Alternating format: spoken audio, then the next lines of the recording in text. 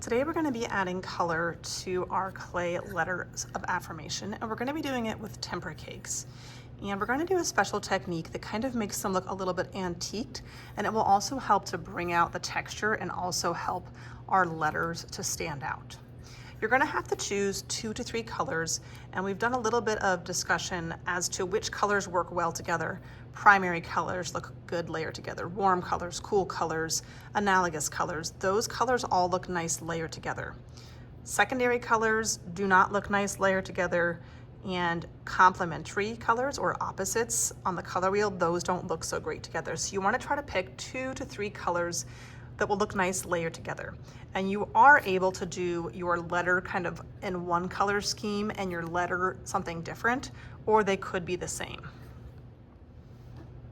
The name of the game today is you need your brush to be super duper wet. I'm gonna start with kind of my darkest color first, so I'm going to use my blue.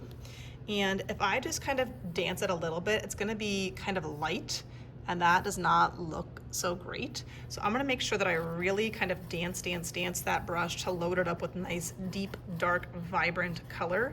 And your brush needs to be wet so that it is soaking into those cracks. If you're noticing that it's not going down into your texture, then your brush needs to be wetter. The wetter it is, the more it kind of just soaks right into those cracks and crevices.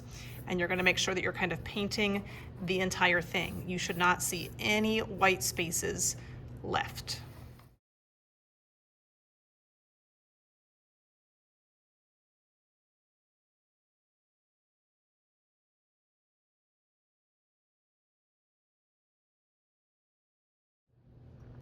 Whenever you feel like you have gotten everything and there are not really any white spots showing in your texture or on your clay, then you can move on to layering your second color on top.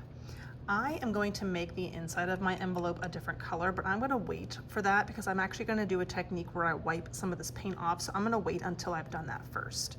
I'm gonna layer a little bit of this pink on top of my blues. I'm gonna let my envelope sit here for a little bit and dry, and then I'm going to move on to my letter. Now, if I'm wanting to use something like yellow, but my water cup is like black or very dirty, then you might wanna go ahead and refresh your water cup so that the colors are not mixing where you don't want them to. For my letter, I am going to do kind of analogous colors of yellow and green. So I'm gonna start with my darker color first, paint the whole thing, and you wanna paint the front, the edges, and the back of your letter.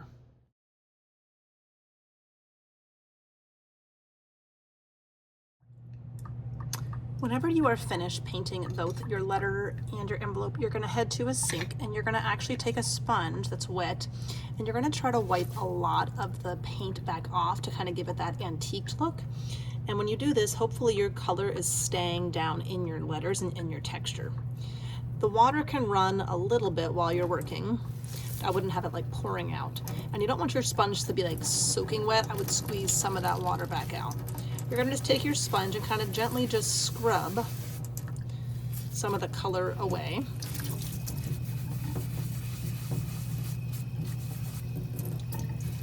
That's gonna kind of make those letters just stand out a little bit more now that it's lighter. If you don't necessarily want to scrub off the back, you don't have to, but I'm gonna scrub about like that for my letter. Just enough so I can kind of sort of see what I wrote. I'm gonna do the same thing for my envelope, but I don't really want green all over it, so I'm gonna try to get it squeezed out until the color coming out looks mostly clean. And I'll do kind of the same thing for my letter. I'm gonna take it, just do a little bit of scrubbing, that way my texture kind of shows up a little bit. I don't wanna over scrub, but I do kind of wanna reveal that texture, and then my name typically stands out a little bit better when I do it like that as well. So I'm gonna scrub a little bit here, a little bit on the front, not too much, and even like the inside part.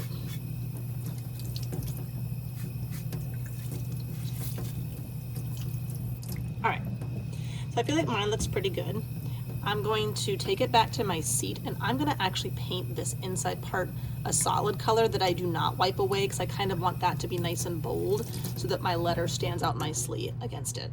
Make sure that if you're leaving your sponge, try to clean it out for the next person, kind of rinse it out and get all the extra color out so we don't have a bunch of sponges getting each other's stuff dirty back here.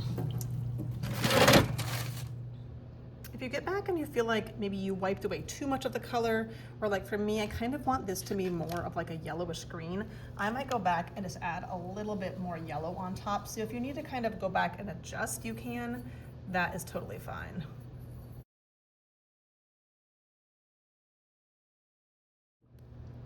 Don't forget that when you are painting a three-dimensional object. So sometimes from one direction it looks finished, but then when you look somewhere else, I want to try to also kind of get the inside of my letter. I know it's kind of tricky, and some of yours might be a little bit harder than others, but I would try to get that brush really wet and get down into that envelope so the whole thing looks complete no matter what angle you are looking at it from.